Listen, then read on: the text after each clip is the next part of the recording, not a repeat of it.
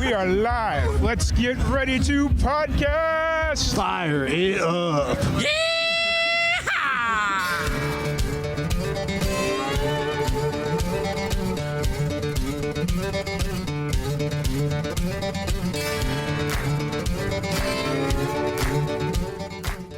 Welcome back to another live and amplified Indiefusion Podcast. I'm your host, Tom Quatt, and we are back at it again with another amazing podcast. Today, we have a very special guest joining us. We have Presley Aronson. How's it going? Pretty good. How about you? Doing pretty good. It's warm. It's like, I know you don't have to worry about this in LA, but here in Central Texas, it's November and it's like 90 degrees almost, and it feels amazing. So there you go. I love the heat, though. It's always good. Fair. So how's the music been going? You've been staying busy this year, it looks like. Very busy. You know, this is something that I've dreamed of for a long time, and it's just such a passion and dedication of mine that, you know, now we're in the midst of a lot of it, right? And just looking back as this is what I asked for, and I love not just the destination, but the journey of the whole process. Oh yeah, 100%. What got you into music initially? I've always had a musical bone in my body. You know, I've been singing and dancing and playing instruments for most of my life, you know, singing probably predominantly. Okay. But, you know, at the end of the day, it's just like there's this magic of when I get to write a song or record something and more so just step on a stage that has the energy from the crowd is just completely magical. And it's become, you know, it started as an outlet for me and it's become something that's just, you know, my entire life. I dig it. And now, when did you kind of start pursuing like music as a career or a profession or however you kind of want to word it? I would say professionally, like I released my first song in the heart of COVID. So like it was the middle of like 2020. Okay. But I'd say like prior to that, I was doing a lot of like developmental, you know, times and years of just really kind of figuring out my craft. And I wanted to make sure before I released my first song and debuted and, you know, that I kind of had it somewhat put together. Gotcha. And so in school and stuff, like did a lot of like music stuff. I was in a rock band and, you know, a lot of different singing, you know, choruses and glee clubs and different things. And it just, you know, I did a lot of stuff at home and just try to really just hone on the craft. Did a lot of covers, focused on vocal coaching and everything to be able to just kind of get ready and release that first song. And it was, you know, kind of no turning back from there.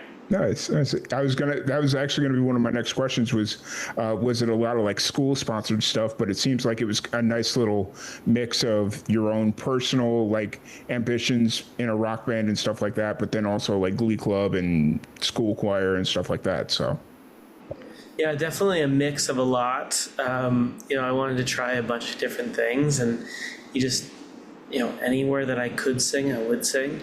Nice. And, you know, really try to just, you know, I really have no fear bone in my body when it comes to stepping on stage. And, you know, like I have certain friends and stuff, they just like, oh, I don't love the performing part of it. I just love making the music. And I'm like, I live for that. I love, you know, the energy and, you know, being able to relate with the crowd and the fans and stuff. It's really something that's really special to me. Yeah, awesome. I dig it. I really do. It's, so you're based in LA, born, raised LA? Born and raised in Canyon Country, California. Okay. Just, you know, part of LA County still, but just outside of LA, and which kind of gives me a little bit of that country roots, but still a part of, you know, California and stuff. So that's why I kind of do the whole Cali country thing, pop country-esque. Nice. I dig it. And was your family musical at all? Is that kind of what helped push you into music, or was it just your own pure curiosity? I'd say there's creative aspects of my family, but nobody was really in music. Fair. But a lot of family, friends, and stuff are in the industry, whether it's music or film or whatnot, and in entertainment. So there's just a lot of aspect of influence and a lot of, guidance, different things, and just kind of loved the feeling of, the power of music, whether that's through healing or love or whatever it is. There's so much power behind music. Oh yeah, there really is. What is it about music? Like, obviously you mentioned like all the power behind music and stuff, but what is it about music that kind of keeps you going, keeps you moving forward? Oh gosh, there's so many things that really pushes me to do it every day. Mm-hmm. And honestly, it's this, I can't even describe it, but this feeling that I get inside of me, just that there's just a fire that's lit and it's never going out. Just to be able to have material that relates to other people, to be able to have material that has a message and a purpose behind it, to be able to heal people, to be able to give back, to spread awareness, even to love songs. Of just, if I can help inspire someone. I had a friend and they were on a first date. And he said, "Oh yeah, I know Presley Aronson," whatever. And he starts playing one of my songs, "She's All Mine." And out of coincidence, I just haven't talked to him in a minute. And so I called him, and he was in his truck on the date listening to my song, because the girl didn't believe that he really, knew me. Yeah. And then the next thing you know, on the screen it says Presley Aronson's calling, and she's like, "No way!" And so he's like, "Dude, you just made my whole date." And I love that, because they just recently got married back in September. Yeah, and it's just like, just seeing those moments, like, to me, that's so humbling. Like, whether it's the love story or it's the aspect of, my song about anti-bullying background and helping, someone that's going through a challenging time, or live like paradise with positivity, whatever it is, I want there to be a meaning and a message and a purpose behind everything I put out, and just really be able to, even if it's not saving a life or changing a life, but just helping in a little aspect. Okay. That story is, it almost feels fake in a lot of regards, or it could have been like set up in a lot of regards, but it's such an authentic moment that it's just like, you can't even think that up. You can't even write that. So. No, it's like one of those things straight out of a movie, right? Yeah. It's just like, I had no idea he was on a date. I had no idea he was playing my song, and he's a great friend and a big fan and supporter, and he's just like, it's just kind of like the whole thing is just, and now to see them happily married is just something that's really cool. Yeah, for sure. It almost feels like you could turn that into a music video somehow. I don't know. You'd almost have to write a song specifically about that situation, but it would be a cool intro to like a music video or something. Well, leave it to me. Sometimes I'll be able to put that together. Nice. I love it. So you said that you started like pursuing music professionally during the pandemic. And was it because of the pandemic you were like, you know what, let's do it, now's the time? Or was it always kind of in that timeline? No, so I started prepping everything a couple years back from there. I was figuring out, okay, what do I want to start releasing, and actually like get in the studio. We wrote some songs and got in the studio, did a couple different, passes of, cutting vocals. Like, I think on She's All Mine, I think I cut vocals like 3 different times until I was happy with it. Because that's my debut song. Like, it had to be right. And so I kind of was just prepping that, and we were supposed to film the music video for She's All Mine in March of 2020.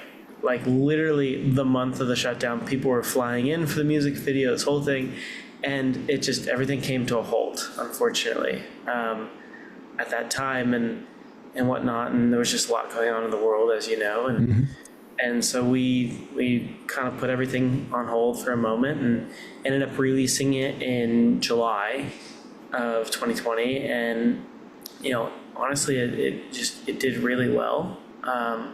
And it was kind of somewhat of a perfect and not so perfect time because everyone had nothing to do but look for content, and we were kind of content hungry at that point when everyone was just at home doing nothing.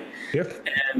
And so, it was great for streaming and things like that. Obviously, very difficult for live shows, of being a brand new artist to the scene, first song ever, out on a streaming platform and not being able to play any shows. It was kind of crazy. I did a couple things like, outdoors where people are all, separated and social distance or whatever, which was kind of fun, which was nice. But besides that, it was quite a while before I could actually start playing some more gigs and stuff. So nice. The pandemic was an interesting time, but it did launch a lot of music careers, or was like the jumping off point for a lot of musicians to be like, either like left the industry completely, or they were like, you know what, now's the time. Like, I've got the time to do this, so let's do it. So yeah, exactly. It's something that no matter if it's not even just the industry, it was just like, it was either you're gonna get married or divorced, or or you're gonna start a new business, or your business is gonna go into the ground. It's just like it was really one or the other, and nowhere in between. Mm-hmm. Absolutely. So you've been releasing a lot of singles. That's kind of been the bread and butter recently. Is you've been staying in the singles realm? Yeah, we've talked about, with my team and stuff, we've talked about like some EPs, some album stuff, and some of that may be coming, but right now I'm really focusing on singles. Mm-hmm. It's just, I love the aspect of constantly having something new, rather than put out, right now 12 songs or 18 songs or whatever we do for an album, and kind of have a lot of work there just kind of go out at once. I'm really enjoying like something constantly, and I feel like fans and listeners are kind of enjoying that too, where it's just like, oh, there's something new, oh, there's another one, it's just like it keeps me going. I think it keeps everyone engaged. It's just fun, and that way also I get to kind of play around. If I was just on the phone with my publicist today, we had a meeting and we were going over release timelines for all of next year and stuff, and she's like, well, I know you're gonna write something and probably switch out this song or whatever. It's just like, so I get to have the freedom to be able to do that and creative control, rather than putting something out and it kind of just it sits. Which albums are amazing, EPs are awesome, and I look forward to doing that really soon. But right now, definitely focusing on like just the individual singles, and they sometimes I like to have something that's like an album that kind of is cohesive all together, and the singles, they can kind of be their own at the moment. 100%. I totally get it. It's obviously a common conversation to be had about, oh, what's the best release strategy? What's the way to go about this? And it's like, honestly, it just kind of depends on the musician and what they want to do or what they're able to do with their career. Like if you're out playing live shows every night and you're in LA one night, but then you're in Havasu, like someplace in Arizona the next night, and then Nevada, and you're like going out and doing it, then a full album is probably worth your while because you're playing in front of a new crowd every time and you're not beholden to the Spotify algorithm. Whereas, as a younger musician, the Spotify algorithm, it tends to lean more singles heavy. So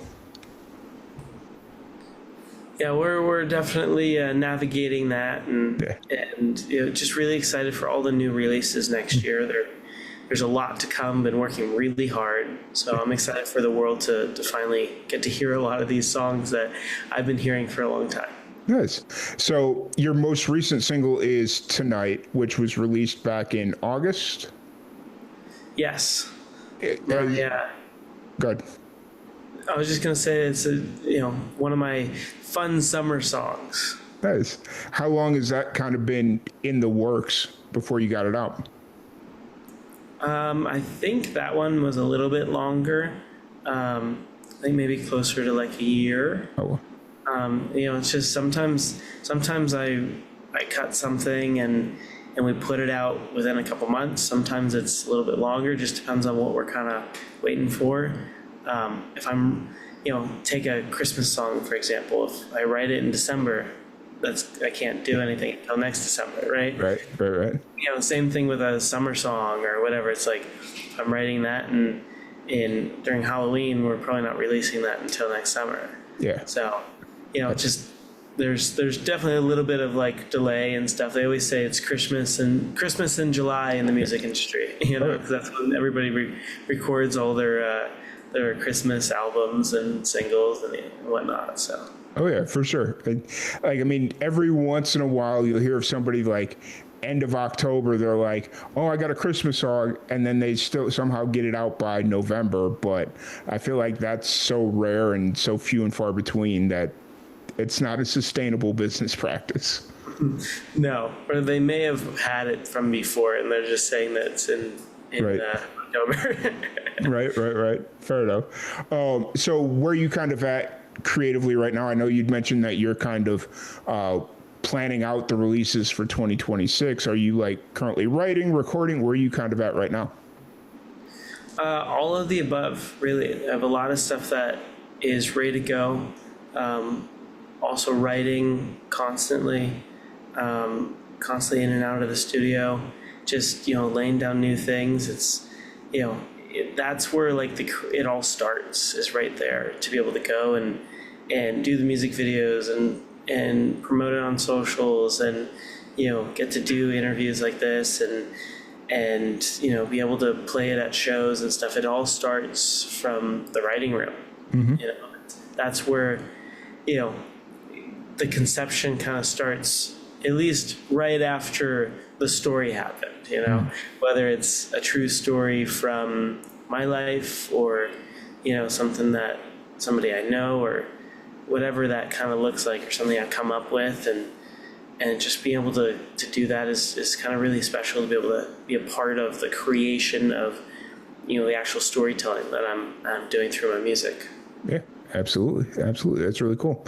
And as far as like shows and stuff go right now, are you playing pretty consistently, or do you think is LA kind of similar to the rest of the world where like around Christmas time it kind of starts to slow down a little bit? I think it's like December has a lot of Christmas shows and stuff too. I've throughout my career, I've definitely played in December a lot of stuff. Mm-hmm. You'd be surprised. It's actually busier than you think. Yeah. And it's just like there's stuff all over the place. I mean, this year's been pretty busy. I've been all over the place. I kind of did like a January to June kind of tour sporadically, and did some stuff in the studio a little bit over the summer. I've been doing a bunch of shows recently, and I got some stuff coming up. I'm playing the Venice West Sunday, the 23rd, which is a big food drive that we're partnering with the Boys and Girls Club of Venice, and so really just excited about that one. It's going to be a great show, and awesome to be able to help raise awareness and to be able to help bring in a lot of food donations for the holidays for these families. Yeah. And then after that, I'm heading to Vegas for NFR. Nice.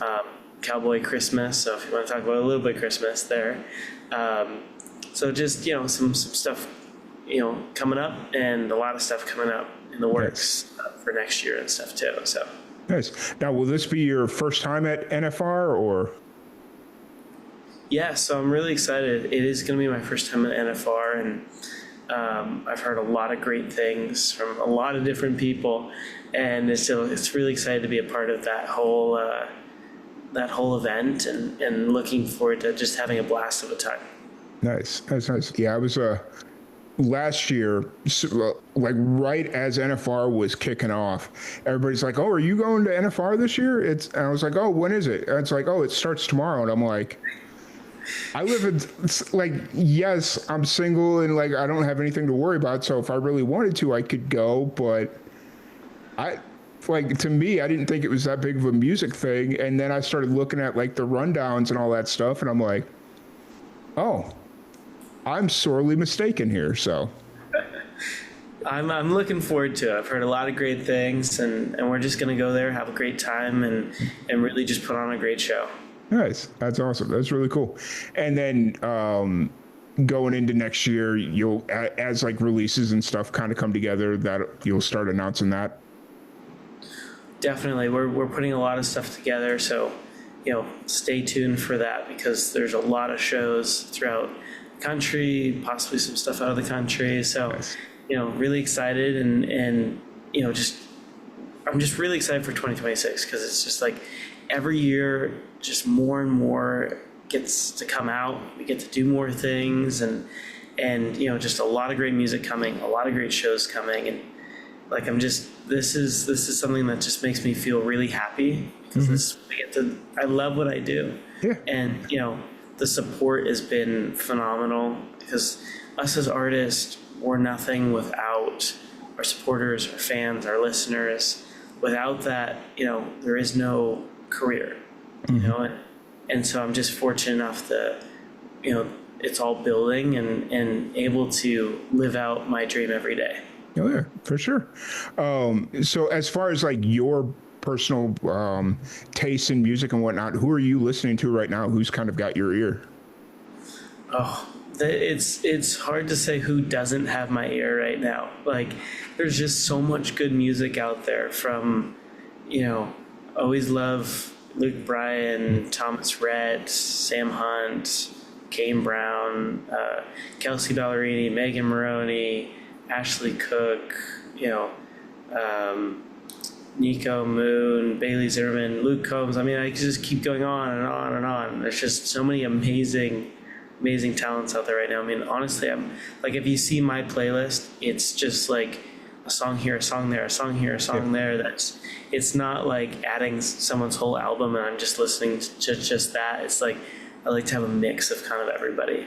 Oh yeah, for sure. It's what I've really enjoyed recently with, like, especially in the music scene, is it feels like a lot of singer-songwriters are really having like a moment and just kind of like really getting a lot of notoriety right now, which in a world of AI and AI kind of being the thing, it's like, it's cool to be like, yeah, AI is over here doing this, but look at all these singer-songwriters over here that are playing like some of the biggest venues you can think of. And it's like, it's a really interesting time in the music industry.